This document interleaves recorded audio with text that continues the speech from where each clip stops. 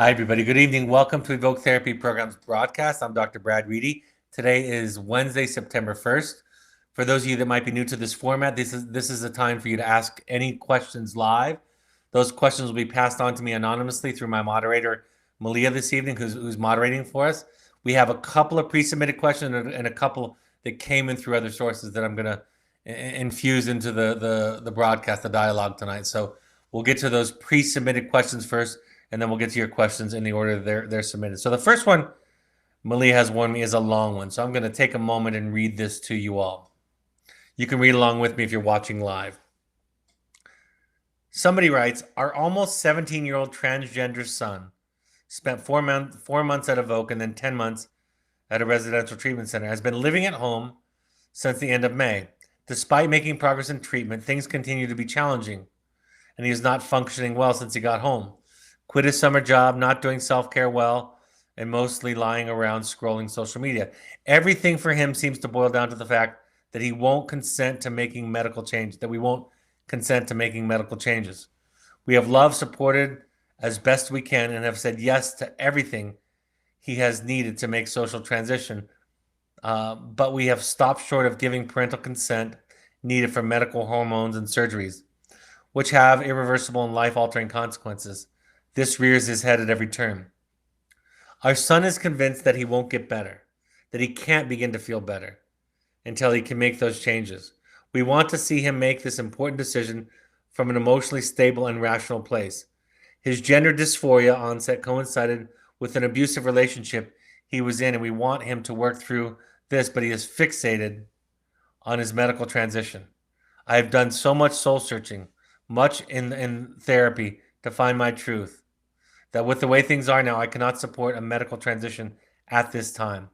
But I won't stop him when he can make the decision himself at 18. That this decision is too much weight for me to bear. No human should have the power to make it for another. That I just want to love and support him through this process. He responded well to this at first, but now does not accept it, saying we have all the power. His happiness is in our hands. That medical transition is the only way to be happy. I guess I'm second guessing myself. And so I want him to radically accept our decision and to learn to live with it and work on his trauma, work to find a sense of peace despite things being imperfect. And I also wonder if I need to radically accept that he knows when he says he can't get better without it. He seems to have all the eggs in this one basket, and perhaps the only way he'll find that out, no matter where I go, there I am, is for him to go through the medical transition and realize his problems are still there.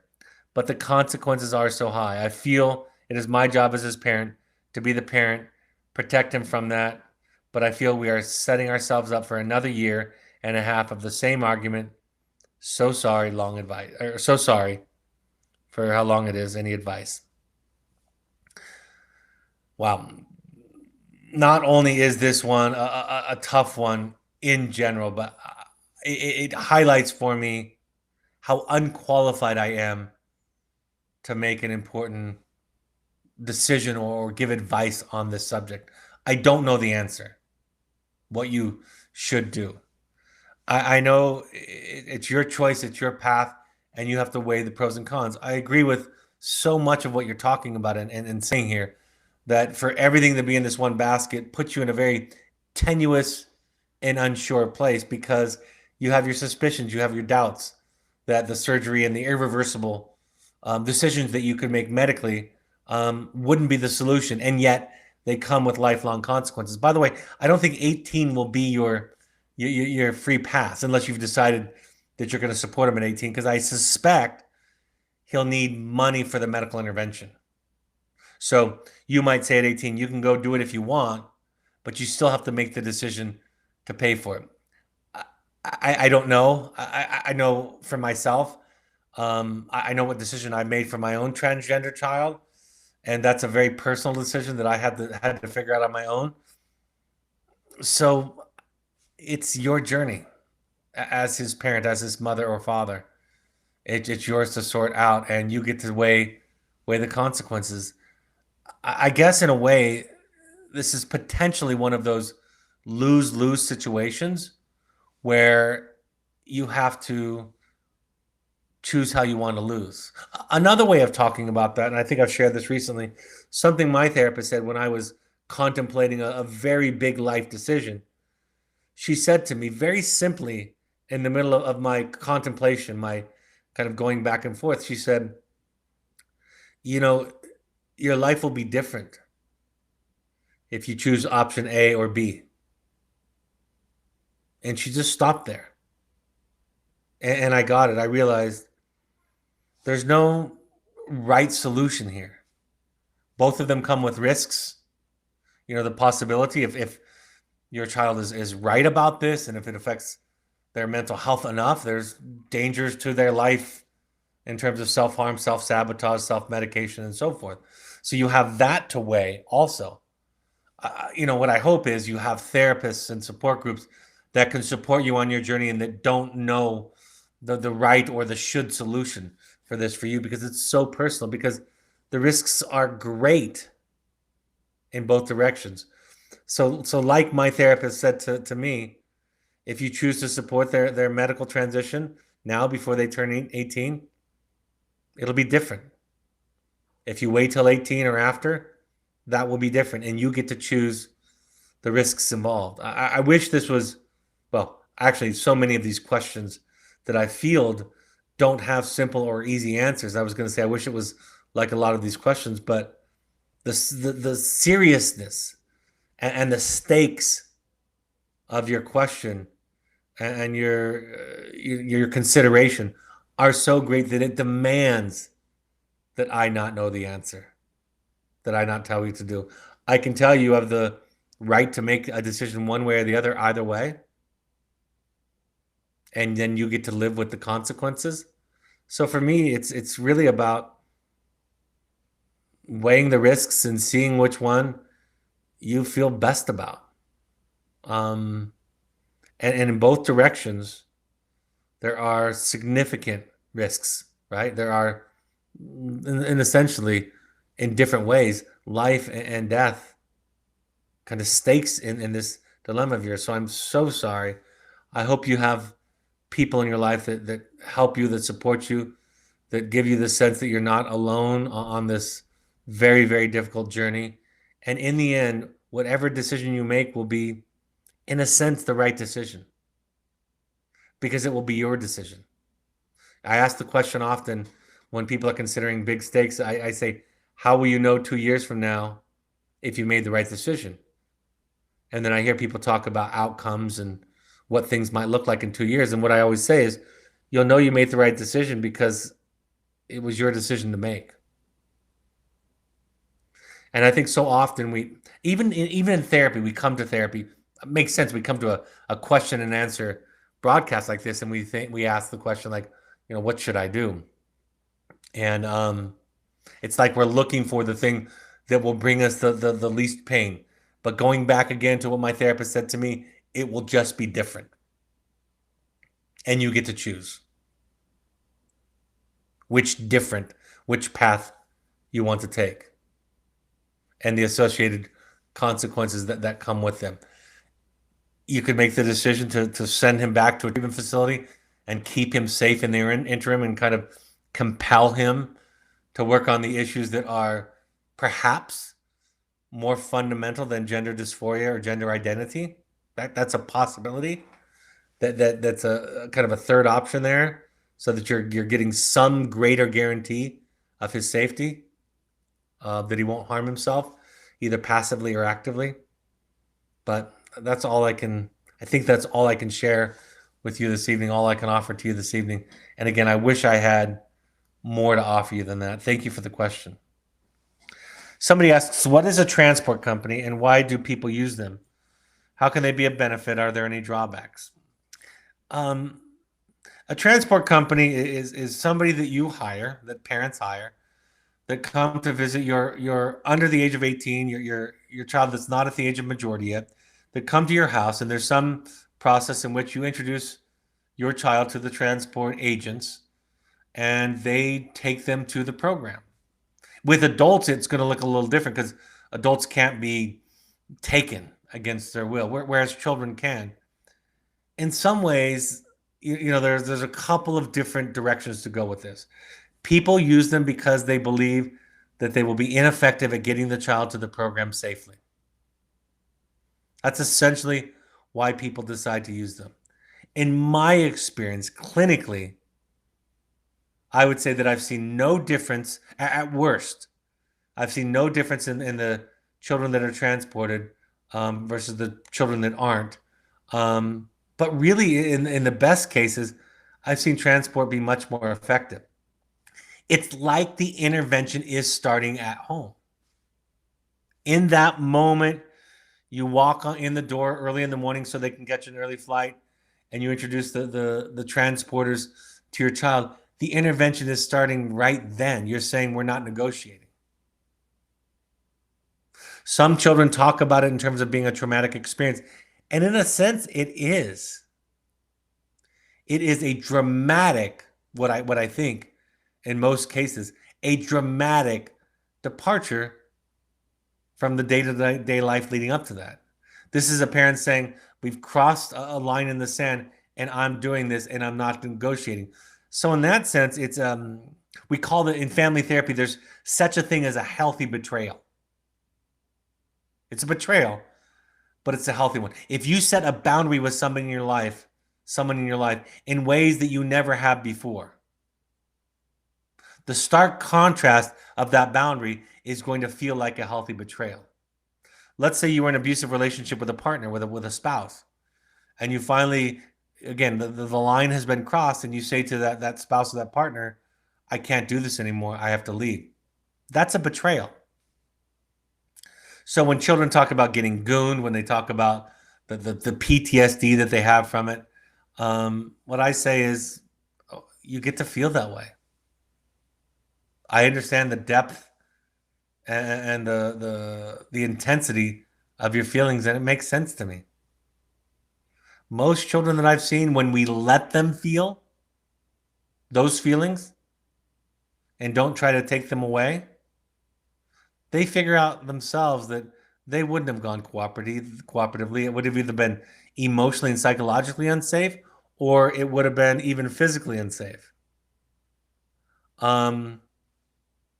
So, my take on it is that it's your best attempt. The research shows that there's no difference in outcomes, in long-term outcomes. And again, it's one of those things that you get to decide. And for me as a clinician, I find that children that are transported versus children that are talked into it do much better much earlier, because they know there's no negotiation.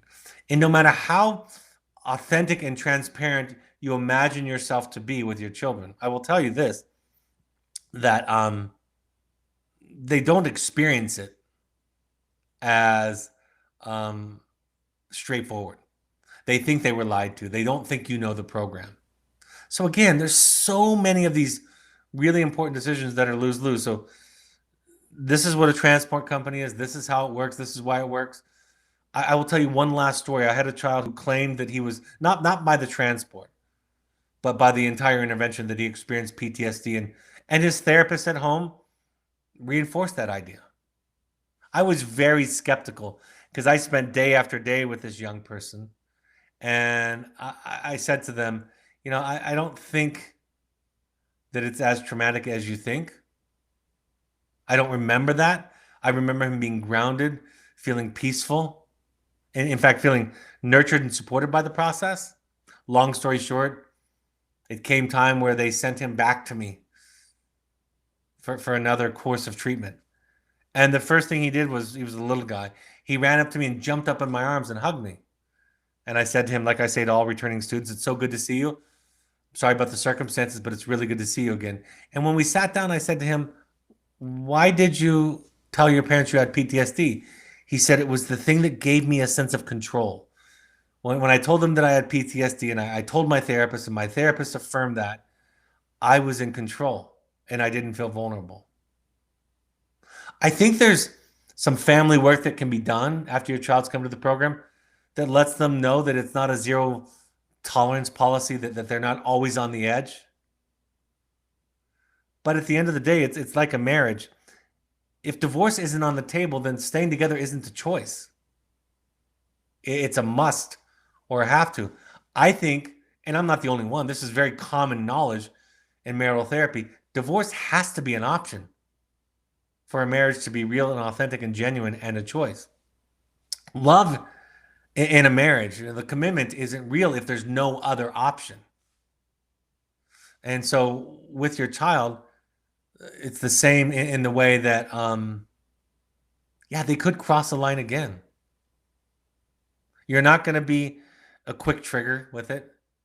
It's not going to be one mistake. It'll happen over time.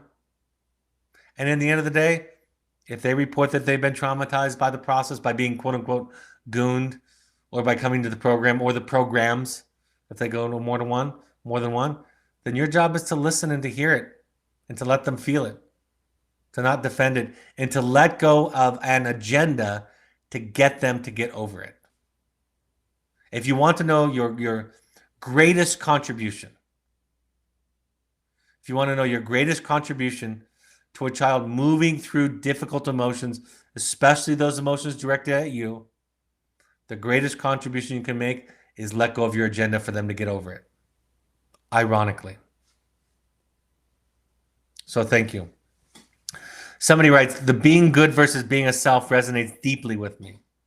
I always thought I was good at setting boundaries, but now I can see that I was good at being right and horrible at setting boundaries. It's obvious to me now, and I wonder how I'd ever seen it before. Why do you think it's so easy to twist those up? Modeling. It's what we were shown. Not just in our families of origin, which I have some confidence that is pretty ubiquitous, but in our culture. Nobody told us it was just okay or enough to be us. You know, I've said this many times.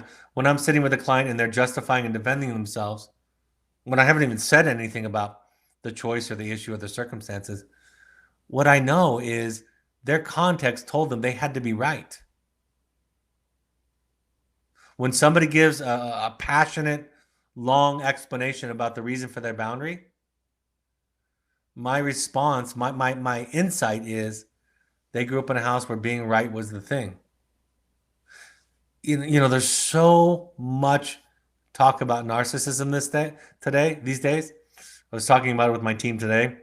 If every title of one of my podcasts had the word narcissism in it or narcissistic, it would get 3 times the amount of plays. We set a record yesterday with the amount of plays with the most recent broadcast that had the word narcissism in it. But the fact of the matter is everybody has some narcissistic wounding. Everybody has struggled to be seen, to feel seen. And it's because, in part, the project in families is to be a good something or other, to be a good kid.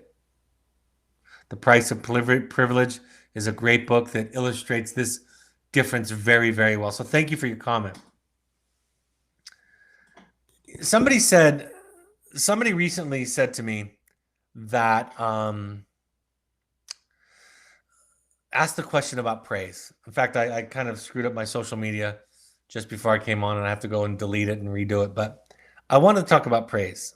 I want to say a couple of things. First and foremost, I don't say don't tell your children that you're proud of them. This is about being proud of them. But I do say be mindful. Be aware of the impact. Be aware of the pressure that somebody feels when they're told that somebody that they love, somebody that they admire and look up to is proud of them. Be aware of all of that. Because if you can be proud of them, then you can be disappointed. And that weighs really heavily on a child, threatens their sense of belonging and safety. And so I encourage people to mute their responses. It's perfectly okay to say, nice job, good work. You put a lot of effort into that. Praising effort is the key. That's something you can be proud of. I'm happy for you. All of those things are great. But praise feels too much like love. It feels too much like connection, love, and affection. And narcissism, I talked about this before, is in essence, in many cases, born out of when praise or the context when praise and admiration are substituted for love and connection. When admiration and praise are offered as substitutes for love and affection, the child knows that their love is contingent. Like the Bob Dylan story that I've referred to many times, that's in my book. When Bob was asked about his son's album, number one album, and the reporter said, "How do you feel about your son Jacob's success?" And he said, "It's irrelevant." I've had parents ask me recently, today included, what's the what happens when the child says they want to be praised? And my response, it just doesn't feel like the authentic thing to do for me. It doesn't feel like the authentic thing to do is to say that I'm proud of them. Praise, fine. I've messed up a couple of times. Praise is fine, but I'm proud of you. The child carries that very, very heavily. So I just ask you to be mindful, to consider substituting some of these other words that feel more like praise. And lastly, I'll say, if you can say to your child, "I'm proud of you" when they win a trophy, and "I'm proud of you" when they fail and screw up and make a mistake and make, quote unquote, the wrong choice, quote unquote. If you can tell them that you're proud of them, then I got no problem with it. Because essentially you're communicating something that approximates love and connection during all of your child's behaviors, all of their activities. In fact, I think it's okay even to say, "I'm proud of you" when they've done nothing. That's a great illustration of it. But again, praise feels a little bit too much like love and belonging. Being proud of them, being proud of them. I think I keep saying praise, right, Melanie? Malia? I'm saying everything wrong tonight. Melanie was the one that used to do these. Malia's been doing it for a year and a half now, so I should get that right. But at the end of the day, just be wary and be conscious of it. And I think you can accomplish everything you want to with typical praise like the ones that I mentioned without loading heavily on the child's shoulders. "I'm proud of you."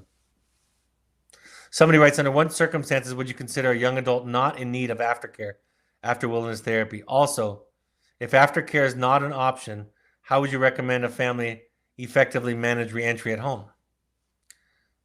Part of it has to do with the work that you're doing and your sensibility, your growth. Do you see things as pass or fail? Good or bad? Are you ready for the messy, imperfect journey? That's kind of your part. Are you actively involved in your own recovery for your mental illness issues, for your codependency? Have you at least tried out Al-Anon and Coda and Families Anonymous? Do you have a therapist? So that's kind of half of the equation. Seeing where you're at with it. Financial is also another one. If you don't have the finances, it is what it is. On the other side of it with the child, it's nuance. It's when a child is emphatic and extremely confident in their ability to walk the straight and narrow when they leave, I'm worried. When a child is humbled by it, when a child has a kind of a healthy fear of the challenge of maintaining sobriety emotionally, psychologically, or with substances, whatever it is, when a child has a healthy fear of the difficulty of that, I feel more confident. I think for the family, when the family all know what their project is, what their project isn't, and they're ready to practice together, and they won't, in fact, they won't even see coming home as a failure, even if the child relapses and needs treatment again. That's another thing. If the family doesn't see that as a failure, but really just an opportunity to see whether they were at, those are the kinds of things, the way of being that I pay attention to, that I have more confidence in the child coming home. But when the parents are on tenuous ground, when the child is on tenuous ground because he or she or they are overconfident, and I look for what they're doing in the program. I look for how authentic they are in the program.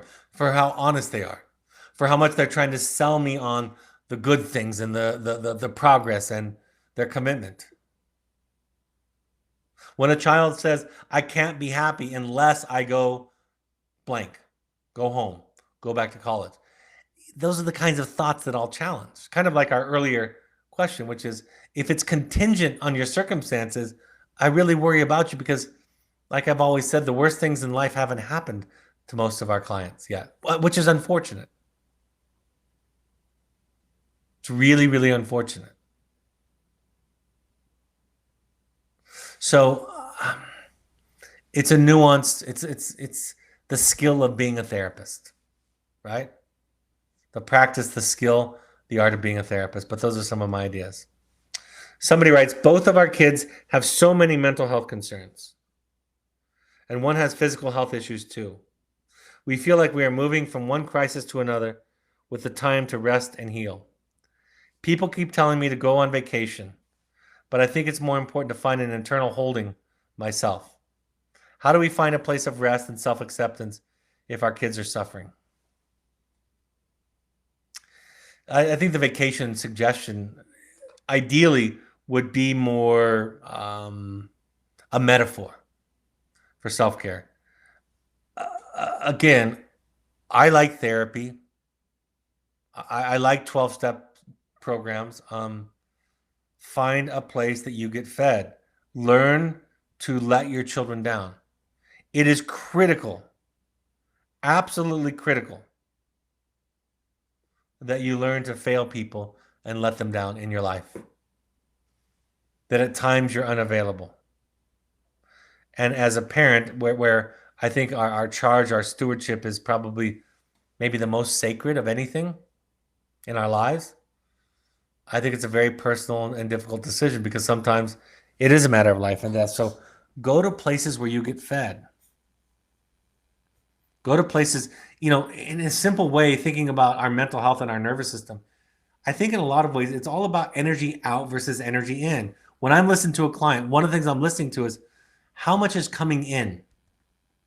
Support, love, non-judgment, empathy and compassion, resetting the nervous system, relaxing the nervous system. How many things in a person's life are doing those things for the person versus how much energy is going out, taking care of a child, listening and containing, developing a compassionate response to people, staying present in difficult, painful, and uncomfortable situations. So I don't know what it looks like for you. I've learned that traveling and staying an extra night is one of the things that I do for self-care. I've learned that my weekends, if I'm not doing something active or traveling, that I want to spend time not working, not doing enough. Therapy is something that is, for me, non-negotiable. It is my primary commitment to my self-care.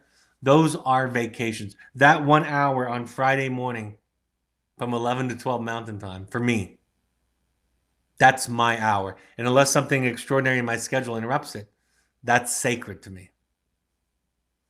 Sometimes being in my office alone, it's things that people would accuse you of being selfish for. But your children need to know intellectually, emotionally, psychologically, viscerally, they need to know that you're taking care of yourself and that you're making yourself and your project of being okay your priority. And then they'll learn to take care of themselves because they have to. And by the way, they're kind of resentful that you didn't show up when they needed you this last time. And so screw you. I'm just going to take care of myself.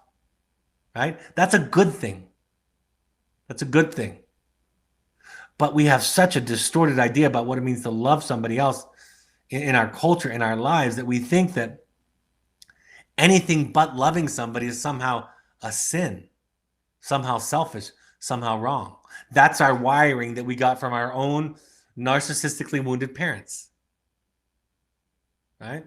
And if we don't unravel this and unpack this, our narcissistic wounding will flow downstream. So those are my thoughts on that. And I'm very sorry don't be alone. Find people that can hold you. Find people that can give to you instead of take. Somebody says you talk a lot about what we were shown and how our parents' parenting impacts us as a wound, but you also talk about that there's no cause and effect in parenting. That parents' behavior does not dictate the child's life, happiness, success. How do you reconcile these two perspectives? Well, I'm glad that you asked. It is something we call a dialectical. It's not even, we don't call it that. That's what it is. Two seemingly opposing ideas. You know, we dent our children, but then they're their dents to work on and their responsibility. And the simple cause and effect kind of mentality says, I can control you, I can fix you. And you know, we don't believe that. But to be accountable for the impact that you have on other, it's differences in words like impact and influence and contribution, dancing in a certain way with them versus causing, controlling, right, managing, intruding, overtaking, consuming, right? So in dialectical behavioral therapy, in fact, a wonderful therapy used with people with personality disorders and some other issues. That's one of the things that they ask people to embrace. In fact, I was doing a podcast with a friend of mine, Molly Carmel, who wrote a great book about food and eating, our relationship to it. And at one point during the broadcast, we were talking about the middle path, the middle path, which is a concept from DBT. And when talking about the middle path, what she said to me when I commented on it, she said, "Isn't it always the gray? Isn't it always the middle path?" So mental health doesn't see it as either or; it sees it as both and. And cause and effect is too simple of a model. It's too much of an exaggeration of things because you can do. My behavior interacts with your personality to create in you what it is. Yes, I want to be accountable for the fact that I've been unkind or cruel or mean or impatient or judgmental. But that doesn't there are things that I do and say to my children that will hurt them where there was no intent. You wouldn't even describe it as a mistake. But it's my job to hear and validate and hold that for them. That's another example of how it's not cause and effect. So we understand, you know, I sat there with a father. I was at Boston Red Sox game a few years ago, and it was a really hot day game. And I took a break between one of the innings. I walked upstairs into the shade, into the concourse, and I took a break. And I saw what I would guess is a father with a young boy, and the young boy was throwing a tantrum. Right, he was pulling all the stops out. And I watched this father be patient, soft-spoken, clear with his boundaries. I watched this whole thing and I walked up to him and I said, I don't mean to be eavesdropping, but I just want to tell you that I just admire what you've been doing with your son for the last 10 minutes or so, whatever it was. So I didn't praise him for the outcomes. I don't even remember how his son responded or if he ever got his emotional regulation under control, but I did praise the father in his work. If you told me if my son or daughter, one of my sons or one of my daughters had a success and you said, congratulations to me, for example, I would say,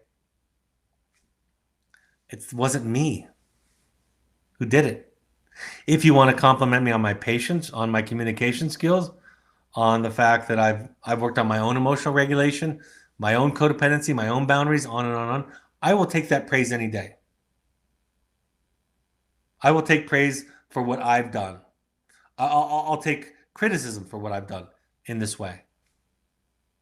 But ultimately, at the end of the day, the wounds become yours. They become your responsibility. So the answer is both things can be true. It is not cause and effect simply. And we do contribute to our children's wounding. And both are true. And that is a middle path. That's embracing the gray. That's a sign of emotional intelligence and emotional health to embrace the gray and then the middle path. Somebody writes, I asked my 22-year-old son if he would participate in a 15-minute consultation with a potential new therapist. He said, why would I do that? It will make me feel like shit. I said, don't you already feel like shit? My question did not go over well.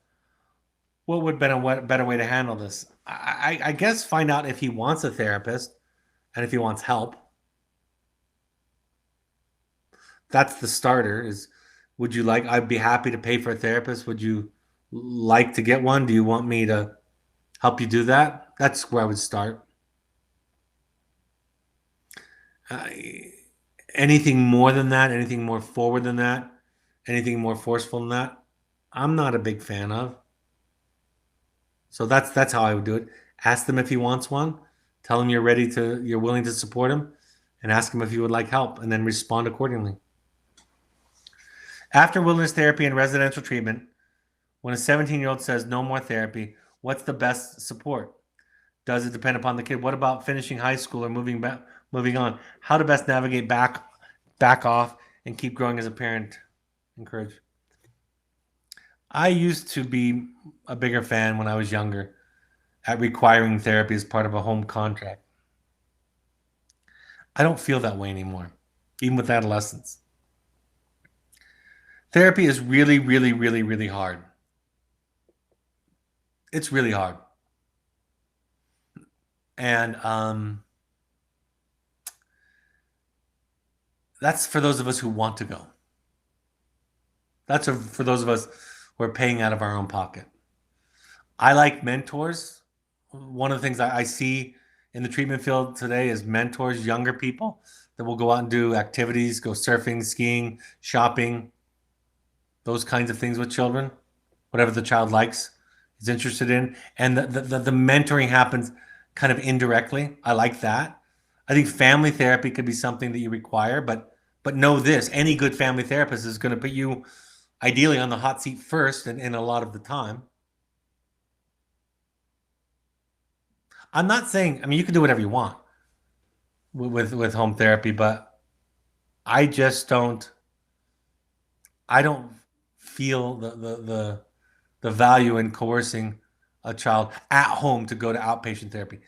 Wilderness therapy is different because it's not just the therapy, it's the whole intervention. And in a sense, you can't escape it and you have to deal with it. But outpatient therapy at home, I'm on the fence, which again affords me the ground where I can say to you, I don't know what you should do, but those are my feelings on it. Somebody writes, my identified patient child was verbally and physically abusive with our younger child for quite some time before he went to treatment. Some things are better now after treatment, but the relationship is not. How can we support the rebuilding of the sibling relationship? My wife and I have talked about this, not in exactly those exact circumstances, but I try to get out of the way between the siblings. I mean, you don't want to do too much with the non-identified patient because to force them to work on it or to fix it or to reconcile or to forgive or even to go to therapy and work through it is to take away their power.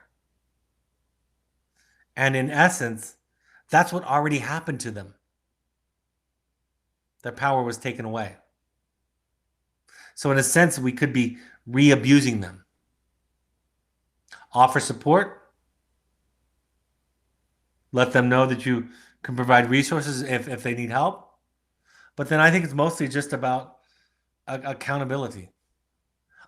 I think what I would do is give my non-identified patient child the right to keep the walls up.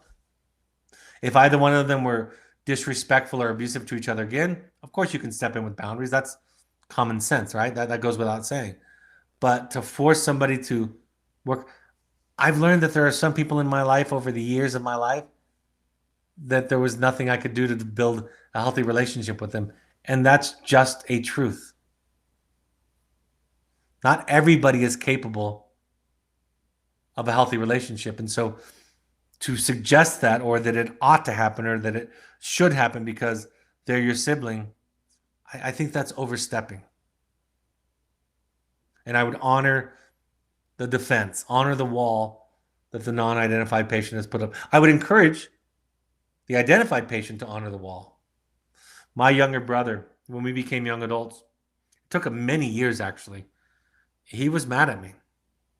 He was 2 years younger than me, and I picked on him and bullied him. I think like probably most older brothers, maybe worse than others. But I did that to him. And then when I became a young adult and changed my life, I kind of demanded, I didn't demand, but I acted like I was entitled to reconciliation. I apologized. I owned it. But again, I was taking control of him. And after a while, when he didn't want to open up or be as close as I thought we could be, or I thought we could be once he forgave me, once I apologized, I just let him be. Today, 25 years later, he's one of my favorite people in the world to be around. The person, and we love being together. But you can't force forgiveness. Forgiveness comes on the terms and the timeline of the person that was hurt, not anybody else. Somebody writes, isn't it too late once our children are in their young adult lives for them to benefit from our own personal growth? Not if they're ever going to talk to you again. No, absolutely not. You can make a difference. My mother has said things to me in my 40s that made a difference. So if you want to be in their lives, I watch so many shows on TV. I was just watching a show. It's not that wonderful, so I'm not recommending it. I think it's called Mr. Corman with Joseph Gordon-Levitt. He produced it. He stars in it. And the relationship between the mother and the main character, he's a anxious, depressed fifth grade school teacher. And the way she talks to him is intrusive. And one day he calls her and he's kind of feeling depressed. He's had a panic attack. I know these are just characters, but these are illustrations of the way that I see parents talk all the time. He calls his mother and he says, she says, how you doing? And what's wrong? And he says, nothing. And then he finally discloses and he says, well, and he shares with her that he's been kind of aimless lately. And her response was, whose fault is that? Just recently, somebody in my close life was talking to their parent who is at the last stages of their life. The parent is. And the parent asked what seemed to be a question that was really, at least they presented it like they were curious to find out about this person. And when the person answered, they got shamed again. So no, I don't think it's ever too late to show up in your child's life in a healthier way and to make a difference. I really don't. Somebody says, can you talk about processing and healing from the trauma of sending our children to wilderness and everything that led up to that decision? It was my experience that the fear of returning to those painful and terrifying times short-circuited my parenting progress for many years. I don't feel like programs address this elephant in the room when parents are dealing with their children's regression, making decisions about next step. One of my goals in treating anybody, especially parents and families, is to give you an experience with therapy that is sweet enough that you'll want to keep working on it. So my answer is find a therapist, find a support group, find a place that can hold you. If the program doesn't do a good job or the programs don't do a good job, find somebody who does. A sponsor, a home group, 12-step group, a meditation group, a mindfulness group. In my case, I like my therapist to be that person and that support for me. It's your responsibility to find your own serenity.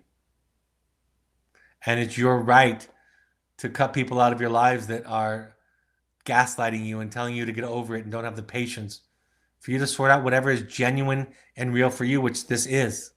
These are genuine feelings. That activation of your fight and flight system, the hijacking of your prefrontal cortex, the PTSD or the anxiety that happens after traumatic significant events in our lives can rewire us, just like you're describing. And you deserve to be held. You deserve to be seen. You deserve to be supportive. So those are some of the places I would go. Somebody writes, how do you deal with when a child opens up about drug use and says, all good, but you can't say that's great? Can you say, I'm glad you told me, but I'm worried? Wow. You guys are asking wonderfully unanswerable questions this evening. I think what I would say is I would encourage you to sort it out with somebody else before you shared too much of your anxiety and worry. Remember, being a container means that you've managed your own emotions. That sounds pretty mild, but I'm worried. The phrase that you wrote in your question. That doesn't sound like it's going to be too significant. But you'll know if it's a trigger because they'll let you know. They will let you know in their body language, in their verbal, they'll let you know if it's a trigger. I learned a long time ago that my greatest priority with my children is to have a relationship with them that they consider a resource, somebody they can go to. And so for that, I have to manage my regulation, my feelings, my fear. Right? I have to take care of myself so they don't have to. I still get to have boundaries. I still get to make decisions in my life. And if they're under 18, I get to make decisions for their life. If they're over 18, I get to decide what I'm willing to support financially, etc. But it's my fear to manage, not theirs. I have a lot of adult clients that will share with me, my mother and my father are worried about this or that, about getting married or starting a business. And I'll say to them, I'm not worried about it. Let's see. If you want to do this, I'm behind you. Let's see how it goes and let's learn what we learn. So what you've written isn't too extreme. I suspect that they'll still be triggered by it. And it's not their job to take care of your fear and anxiety. That's the main point. It is not your child's job to take care of your feelings, to be responsible for your feelings. And you believe this. You believe this already. But we unconsciously make them responsible for us and our feelings when we hand them our emotions and unconsciously say, do something different so I feel better. So the process is learning to ask yourself what your intentions are. Somebody writes down, can you break down issues versus symptoms? I mean, an issue would be like fear of abandonment. A symptom would be unstable relationships and cutting off relationships, right? A symptom is a behavior. An issue is what's underneath. It's kind of more like the trauma. Symptoms or behaviors or defenses, if we follow them, if we listen to them, if we're sensitive enough to, in our looking into them, we can find the issue or the wound or the big or the small t trauma. So I might have an issue where I don't trust people. Maybe that's in the middle because my symptom is that I'm going to not make close relationships. And maybe the wound is even deeper. But issues are underneath. Issues are what's going on for you, what's the process, what you're thinking and feeling. Could be tied to a deeper wound or a trauma or something historical. A symptom is how it shows up in your behavior, your relationships, your day-to-day. All right. I'm not feeling that great, and there are no more live questions, so I'm going to wrap this up this evening. Kind of feeling like I might be coming down with something.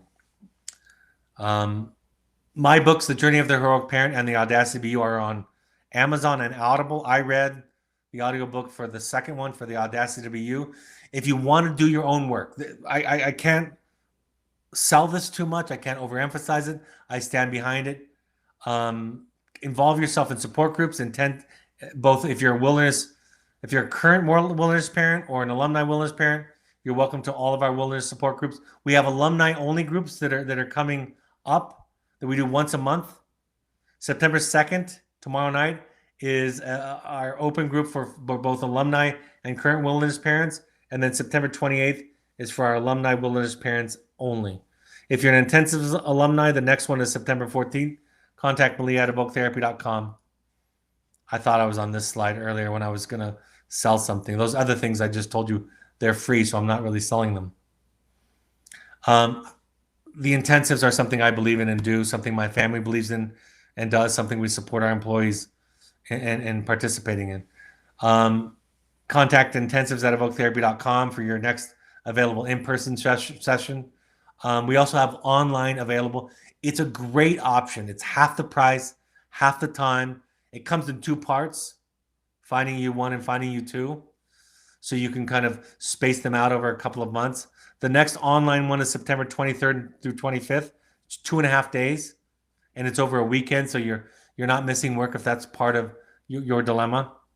And then we have Returning to You in October. We filled up the October 6th through 10th, but we have a waiting list, and we're going to add some more dates. Email intensives at evoketherapy.com for more information or to sign up. We have coaches that will do virtual coaching all across the country that are Evoke trained therapists and mentors.